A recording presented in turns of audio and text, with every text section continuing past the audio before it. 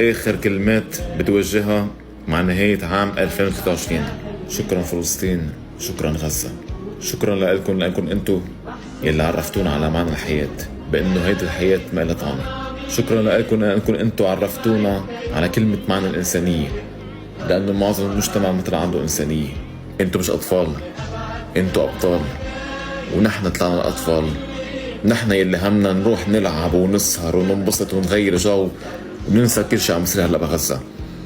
تخيلوا 3/4 المجتمع العربي، المجتمع العربي يلي هو المجتمع يلي مفروض يكون واقف ايد بايد وعم بحس بغزة، 3/4 حاجز هلا براس سن سهرات، دهرات، رقص، غنى، وآلاف الأطفال والنساء والرجال عم بيموتوا كل يوم. انت اللي رايح تسهر براس سنة، وانت اللي رايحة تسهري ترقصي بالفستان الأحمر، ما يكون حق تحكوا بكلمة معنى إنسانية. بعتذر منكم. كل عام وانتم بألف خير، والنصر قادم قادم قادم بإذن الله.